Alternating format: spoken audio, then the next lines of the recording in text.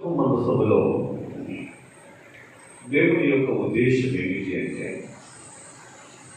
దేవుడు మానవులతో ఉండాలి అనేటువంటి ఉద్దేశము కలిగినటువంటి వారుగా ఉండాలని, అట్లాగే దేవుడే మానవులకు అవసరమైనటువంటి భద్రత అనుగ్రహించేటువంటి వారుగా ఉన్నారు అనేటువంటి విషయాన్ని సాక్ష్యపు మందసం ద్వారా దేవుడు వెల్లడి చేశారు. ఈ సాక్ష్యపు మందసములో ఉన్నటువంటి ప్రతి భాగము కూడా యేసుక్రీస్తు ప్రభువారిని చూపిస్తున్నట్లుగా మనం చూస్తూ ఉన్నాం. మందసములో 10 ఆజ్ఞలు కలిగినటువంటి రాతి పలకలు, అలాగే చిగురించినటువంటి ఆ హరోడు కర్ర, అలాగే మన్నా కలిగినటువంటి బంగారు పాత్ర, ఇవి మనం చూస్తాం. కనుక ఇవి మూడు కూడా యేసుక్రీస్తు ప్రభువారికి సాదృశ్యం. అంటే అర్థం ఏంటంటే యేసుక్రీస్తు ప్రభువారు మనతో ఉంటే మనకు భద్రత అనేటువంటి సంగతిని ఈ మందసము ద్వారా దేవుడు వెల్లడి చేస్తూ ఉన్నటువంటి వారుగా ఉన్నారు. యేసుక్రీస్తు ప్రభువారితో కలిసి ప్రయాణం చేసినటువంటి వారుగా ఉన్నట్లయితే, ఆయనను మనం ముందు పెట్టుకొని ప్రయాణం చేసినటువంటి వారుగా ఉన్నట్లయితే, మన ప్రయాణము మనము చేరుకోవలసినటువంటి గమ్యస్థానంలోనికి క్షేమముగా మనము చేరుస్తుంది అనేటువంటి దానికి సాక్ష్యమే ఈ ప్రత్యక్షపు గుడారము బహిరంగముగా రుజువుగా దేవుడు నాటి కాలంలో ఇశ్రాయేలీయులను ముందు పెట్టి నడిపించినటువంటి వారుగా ఉన్నారు. కాబట్టి దేవుని స్నేహితుల మన జీవితంలో అన్నిటికంటే ముందు దేవుడిని ఉంచుకొని మనం ప్రయాణం చేయాలి అని మనం గ్రహించాలి. దేవుడు ఇచ్చినటువంటి జ్ఞానం ఉంటుంది, దేవుడు ఇచ్చినటువంటి బలం ఉంటుంది, దేవుడు ఇచ్చినటువంటి చాలా చాలా సదుపాయాలు ఉంటాయి మన దగ్గర. కానీ వీటిని ఆధారంగా చేసుకోవటం కాదు, కానీ దేవుని ఆధారం చేసుకొని ఇదిగో దేవుడు నా ముందు ఉన్నారు కనుక నా ముందు ఉన్నటువంటి దేవునితో నేను నడిస్తే నాకు కలిగినటువంటి వాటిని నేను వాడుకోవడం ద్వారా నేను మేలు పొందుతాను అనేటువంటి ఆలోచన విశ్వాస సమాజానికి ఆ రోజు ఈ రోజు కూడా కలగాలి అనేటువంటి విషయాన్ని మన గమనానికి తీసుకొని వచ్చే వరకు దేవుడు ఏం చేశారంటే సాక్ష్యపు మందసమును ముందు పెట్టినటువంటి వారుగా ఉన్నారు అని మనం చూస్తూ ఉన్నాం.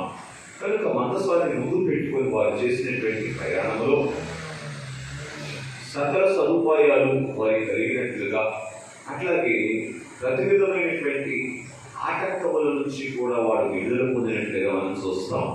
కనుక అరణ్యంలో ప్రయాణమైనప్పటికీ కూడా కాలు వాయలేదు, బట్టలు పాతగిలలేదు అనేటువంటి సంగతిని మనం ఎరిగినటువంటి వారుగా ఉన్నాం.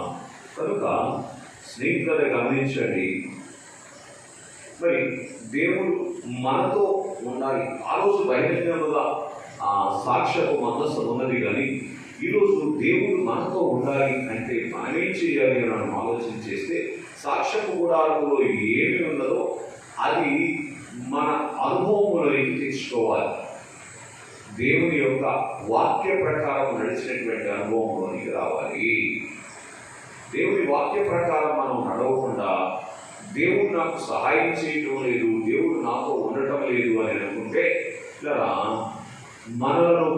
మనము మోసం చేసుకునేటువంటి వారుగా ఉంటాం, మనం అపార్థంలో ఉన్నటువంటి వారుగా ఉంటాం.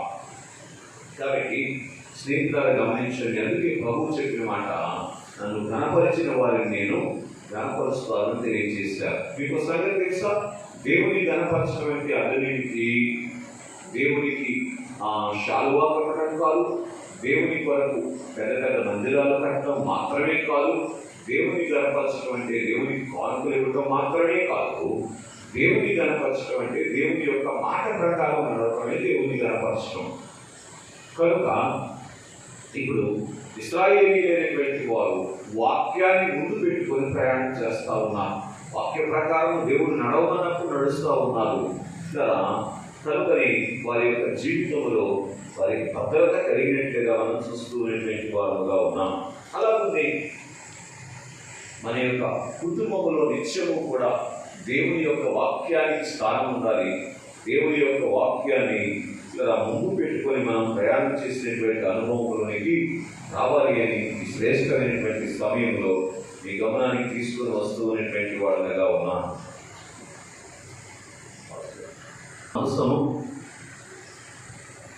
వారికి తోడుగా ఉండటాన్ని బట్టి కొదువ అనేటువంటిది వారికి కలుగలేదు అని మనం చూస్తూ ఉన్నాం.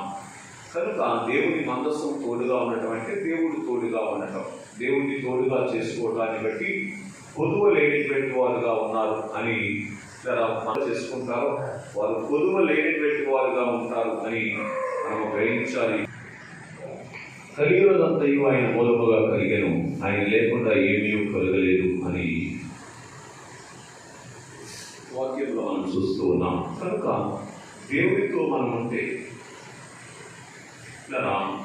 మనకు అవసరమైనటువంటి సమస్తము కూడా ఆయన సమకూర్చేటువంటి వారుగా ఉంటారు అనేటువంటి విషయాన్ని మనం చూస్తూ ఉన్నటువంటి వారుగా ఉన్నాం. కాబట్టి వీరు బాగా గ్రహిస్తే పాత నిబంధన కాలంలో సాక్ష్యపు మందస్సాన్ని ముందు పెట్టి సాక్ష్యపు మందస్సము ద్వారా దేవుడు ఏం చేశారంటే వారిని చేర్చవలసినటువంటి కనాను దేశానికి చేర్చినటువంటి వారుగా ఉన్నారు. అలాగనే యేసుక్రీస్తు ప్రభు వారు మాట్లాడుతూ యోహాను సువార్త 14:6 నేనే మార్గమై ఉన్నాను కనుక అని తెలియజేశారు. కనుక ఆయనను ముందు పెట్టుకొని మనం ప్రయాణం చేసినప్పుడు మన జీవితంలో చేయవలసినటువంటి శుద్ధిని ఆయన చేసి అవసరమైనటువంటి సిద్ధపాటు ఆయన అనుగ్రహించి ఆయన సారూప్యం ఇచ్చి మహిమమౌలం మేఘంలోనికి చేర్చుకునేటువంటి వారుగా ఉంటారు అని మనం చూస్తూ ఉన్నటువంటి వారుగా ఉన్నాం.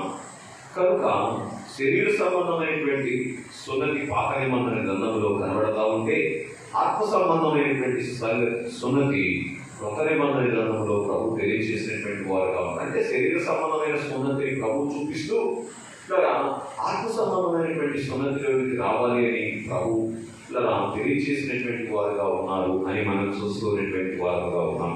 కాబట్టి బాగా గ్రహించండి, యేసుక్రీస్తు ప్రభు వారి యొక్క ఉద్దేశం ఏమిటి అంటే ప్రభువు కలిగినటువంటి స్థితిని మనము కలిగినటువంటి వారుగా మనం ఉండాలి. తద్వారా ఆయన సమీపానికి చేరేటువంటి భాగ్యాన్ని సంపాదించుకోగలుగుతాం. అనుభవంలోనికి రావడానికి ఇశ్రాయేలుకి ఏమి ఇచ్చారు చెప్పండి? దేవుడు మందసం ద్వారా తన సహవాసాన్ని ఇచ్చారు. ఆ తరువాత కొత్త నిబంధన కాలంలో మానవరీతిని తన సహవాసం ఇచ్చారు. సంఘకాలంలో ఏం చేశారంటే ఆత్మరీతిన ఆత్మ తండ్రి మనలోనికి వచ్చి తన సహవాసాన్ని మనకు అనుగ్రహిస్తూ ఉన్నారు. కాబట్టి ఆ సహవాసంలోనికి మనం వెళితే ఆ రోజు ఇశ్రాయేలీయులు ఆ సహవాసాన్ని అనుభవించడాన్ని బట్టి స్వాస్థ్యము దేవుని స్వాస్థ్యముగా పిలువబడినటువంటి వారుగా ఉన్నారు. ఈరోజు ఆయన యొక్క సహవాసంలో మనం సంపూర్ణముగా ఆయనకు సమర్పించుకుని ఆయనకి విధేయత కనబరిచినటువంటి వారుగా ఉన్నట్లయితే ఆయనకు స్వకీయ సంపాద్యముగా తీర్చిదిద్దబడేటువంటి వారుగా ఉంటాం అనేటువంటిది నిర్గమకాండ ధ్యానం ద్వారా దేవుడు మనకి అందిస్తున్నటువంటి సందేశము అని తెలియజేస్తూ ఉన్నాం. కనుక సాక్ష్యపు మందసము ద్వారా దేవుడు ఏం చూపిస్తున్నారు చెప్పండి?